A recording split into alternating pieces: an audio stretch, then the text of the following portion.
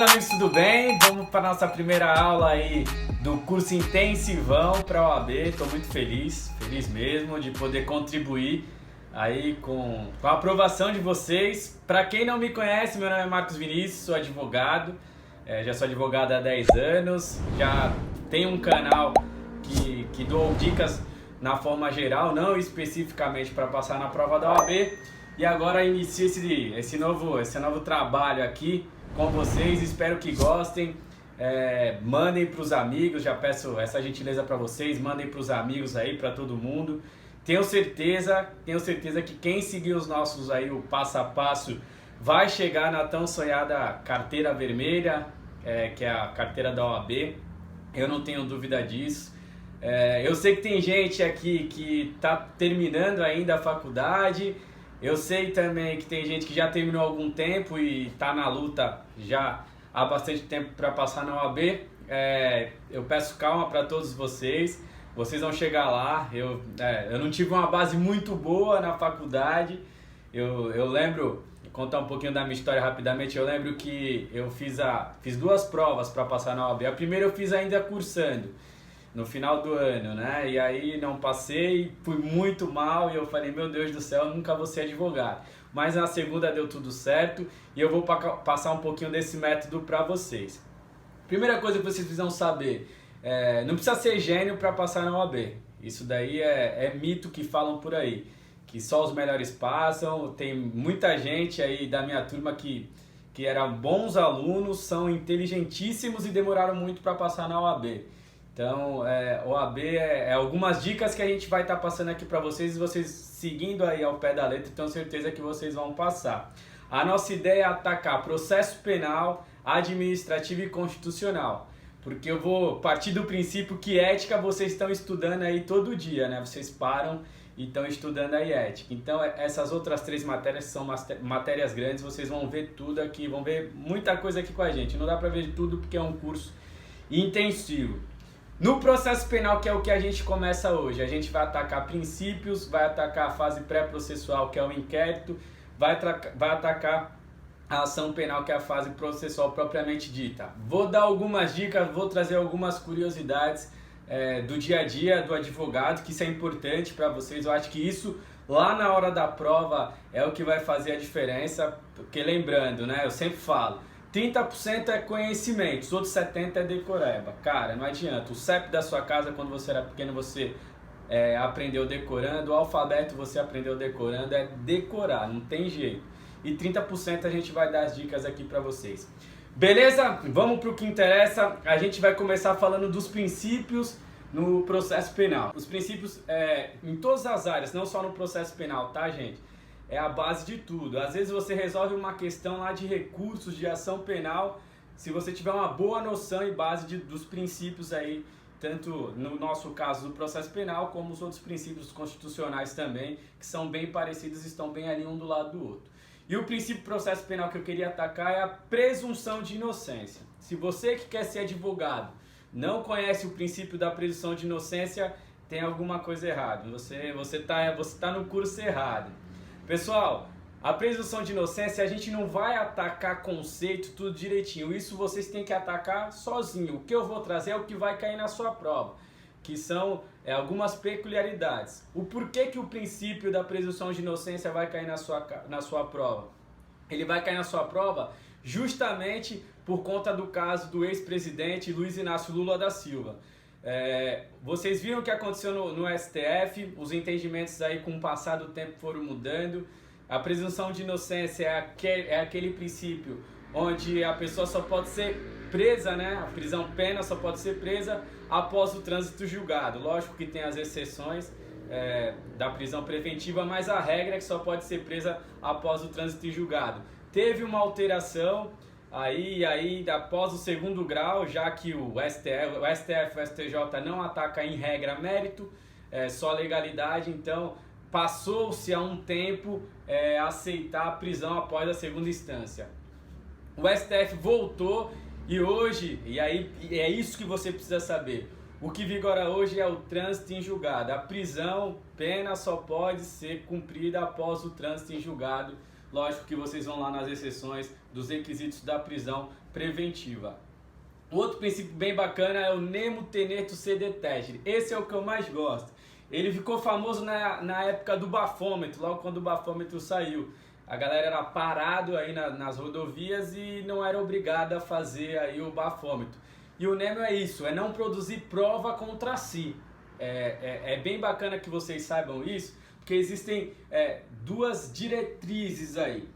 Uma, as provas invasivas, aquelas que eu tenho que fazer, que é o caso do bafômetro, eu não sou obrigado. Mas aquelas provas não invasivas, essa pode ser realizada. Um exemplo, o cara escova o dente, eu pego lá a saliva dele para poder fazer um exame. Então, nemo, vocês têm que ter a noção do princípio. Vocês tendo a noção, vocês respondem qualquer questão.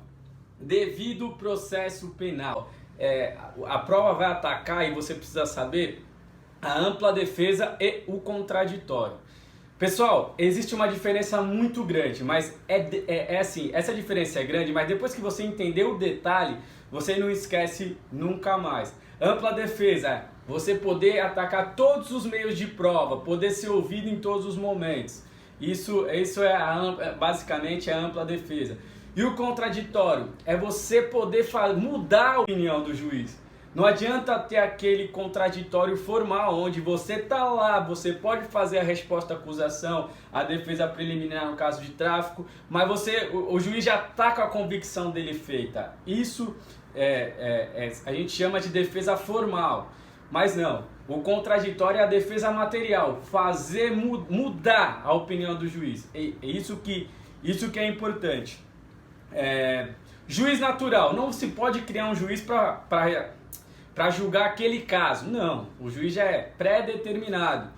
Isso é importante também, cai na prova, cai com aquelas historinhas, João e Pedro, e aí aconteceu o crime e foi criado o juiz. Isso acontecia muito antigamente, hoje não pode mais, pessoal. Eu quero falar para vocês agora, e no pique, tem que ser no pique mesmo, sobre prova ilícita. Prova ilícita não vai cair a regra na prova, esquece. A prova ilícita, regra na prova prova de bebê, de adolescente. Prova para advogado não vai cair a regra da prova ilícita, porque todo mundo sabe que ninguém pode ser condenado por uma prova ilícita. O que cai na prova referente à prova ilícita são as exceções. Quais são as exceções? A prova produzida de forma autônoma, essa pode ser utilizada. Aquela prova que mesmo não sendo produzida ali, mesmo tendo vou dar um exemplo, uma confissão feita através de tortura, mas onde está o cadáver, por exemplo, que é para provar a materialidade do crime de homicídio. Mas os policiais já estavam rondando o lugar, só que para achar o lugar exato do corpo, torturaram ali o réu. Essa prova, se os policiais já estavam no local lá e eles poderiam demorar um pouquinho mais para achar o corpo, mas achariam, essa prova é considerada uma prova autônoma, uma prova lícita. Lógico que depois a gente vai ver a responsabilidade com relação à tortura, mas é a exceção que cai na prova e é isso que eu quero que você saiba. Beleza? Pessoal, publicidade. Os atos hoje tem que ser público. Não pode ser juízo de exceção. Antigamente, o juiz condenava e não falava o motivo, não trazia a prova para o advogado ver. E eu estou falando já na fase processual, isso acontecia muito. Porém, o que eu gosto de falar na publicidade, e aí é bem bacana aí tornar os atos públicos, é quando você vai na delegacia. Eu vou falar da súmula 14, quando você vai na delegacia e você não tem a procuração do réu, por dois motivos. Uma, porque ele está preso, e outra que você só teve contato com a família. A família não pode dar procuração pro cara. E aí você quer ver lá o inquérito e não consegue, muitas vezes não consegue. Graças a Deus eu não tive problema com isso, mas existe uma súmula, já foi simulado, um entendimento firmado, que o advogado pode ter sim acesso ao inquérito, ao caderno, o inquérito processual, sem ter a procuração do indivíduo, sem ter a procuração do indiciado ou do réu, dependendo da fase do processo. A gente pode ter acesso. A exceção, o que não pode ter acesso? as provas que ainda estão sendo produzidas. Uma interceptação telefônica, o delegado não vai dar na mão do advogado, porque o advogado na delegacia mesmo já liga pro acusado caso ele esteja solto. Mas as provas que já estão encadernadas, essas o advogado tem o direito aí a ter acesso. Pessoal, agora eu vou dar algumas dicas para nossa aula não ficar longa, essa nossa primeira aula não ficar longa, eu vou caminhar para dar algumas dicas. Primeiro, pessoal, indúbio pro réu. Vocês sabem que na dúvida a gente é absolvido, é absolvição, é em favor do réu. Isso vai cair na prova de vocês? Acho muito difícil, porque isso daí é mamão com açúcar. O que vai cair na prova de vocês que a receptação mudou. Agora quem tem que provar é o réu. O ônus da prova mudou, pessoal. Então isso cai na prova porque isso é novidade para a prova. Agora você que está lá, você sabe qual que é o crime de receptação. Estou com bem ilícito lá. E aí estou andando, sou pego, não consigo provar a procedência do bem. Assino a receptação. Eu tenho que provar que o bem é lícito. Então, inverte o ônus da prova. Isso que é a grande sacada aí. Súmula 14 eu já falei. Vou falar agora do nosso sistema brasileiro. Gosto muito desse tema. Quem é advogado e pretende ser advogado precisa saber muito. E eu vou trazer os dois principais. Sistema acusatório e sistema inquisitivo ou inquisitório. É inquisitivo, inquisitório. Não, vocês não precisam saber essa terminologia lá da época do Kelsen, do Roxin, não. É inquisitivo ou inquisitório, vamos usar como sinônimo, vai servir para sua prova, e acusatório. Qual que é o sistema que adota no Brasil hoje? Tem uma grande discussão, pode ser o sistema misto, um pouco de cada, um pouco do inquisitivo, um pouco do acusatório. Mas a gente que é advogado tem que bater na tecla do sistema que tem que ser adotado no Brasil, é o acusatório. Inclusive já tem no Código de Processo Penal, aí após o pacote anticrime. Que sistema é esse sistema acusatório? Pessoal, o sistema acusatório separa quem é que vai impetrar com a ação penal, que é o artigo 129 da Constituição Federal, que é o promotor de justiça, ele que é o legitimado, separa quem vai julgar e separa a defesa. No inquisitivo ou inquisitório, não.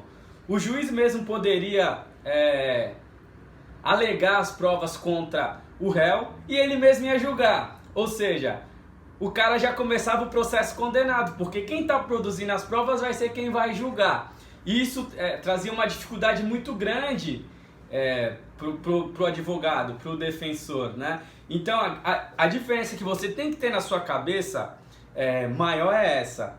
Agora o sistema acusatório, a prova é produzida e a legitimidade para entrar com a ação, artigo 129 já consagrou, é o promotor. Então o promotor, ele vai produzir a prova, vai ir atrás junto com o delegado, promotor na fase de processo, e vai ter um juiz para julgar. Para quem é advogado e quer ser advogado, lá no futuro, quando o juiz das garantias, que hoje está suspenso, todos os artigos lá do juiz da garantia está suspenso, no futuro a gente vai ter um juiz que vai ficar até o recebimento da denúncia, e o juiz que vai julgar, ele não vai ter contato com a prova. Isso daí pra gente que é advogado vai ser um ouro, mas não está vigorando. Para sua prova é um juiz só, desde lá do início do processo até o julgamento, só o que muda do acusatório. O acusatório a gente vai ter um promotor de justiça e que vai fazer o seu papel, vai ser legítimo para ingressar com a ação penal, e nós vamos ter um juiz julgador inerte. O juiz não vai poder aí produzir provas. Por que que a galera fala que é misto? Tem alguns casos que o juiz ainda consegue, em caso de inércia, produzir. E aí você que vai ser um bom advogado, você vai atacar aí. Por isso que temos que ter bons advogados combativos. Pessoal, agora é crime. Abuso de autoridade. Impedir que o advogado converse com o acusado, com o réu, com o indiciado, dependendo da fase aí da persecução penal. É crime, abuso de autoridade, beleza? Para eu finalizar, que o combinado era 15 minutos. Defesa técnica. Pessoal, defesa técnica é o advogado. Se você não sabe que a defesa técnica é o advogado, então você realmente não teve nada de base. Mas eu vou pegar na sua mão e vou levar você até a aprovação. Fique comigo, vai comigo até o final. Defesa técnica, advogado. Uma defesa técnica é um processo que corre sem a defesa técnica. Esse processo é nulo. Ele volta lá para o princípio. Você anula. Se o cara tá preso, ele vai ser solto, vai ser relaxada a prisão dele e essa prisão vai ser nula. Isso vai cair na sua prova? Não, porque isso daí até quem não é advogado sabe que um processo precisa ser conduzido por um advogado ou por um defensor público. O que cai na sua prova é a defesa deficiente. Aquela defesa que o juiz entende que não foi uma defesa pura, combativa, que trouxe todos os elementos para tentar absolver o réu ou diminuir a pena. Isso cai na sua prova. E aí, o que acontece se a defesa é ineficiente? Aí, pessoal, é relativo à deficiência, a nulidade é relativa. Precisa, o que é a nulidade relativa? Galera, precisa provar que teve prejuízo. É isso, precisa provar que teve prejuízo. Pessoal, é isso. Volta lá se não entendeu. Acione o sininho, curte, manda no grupo dos amigos. Nunca pedi nada pra ti, manda no grupo da galera da faculdade. Vocês vão ter dicas aí pra passar na OAB de advogado. Eu acho que isso conta também na hora do vamos ver. O viés, o direito é um só, tá, galera? Aprendeu o direito é um só. Mas o viés, a visão muda e muda sim. O pessoal às vezes não concorda com essa minha opinião, mas é a minha opinião. O viés muda. Então, a partir de agora vocês vão mandar lá no grupo de vocês, no grupo do WhatsApp. Galera, um abraço, fiquem com Deus. Até domingo. Domingo tem mais.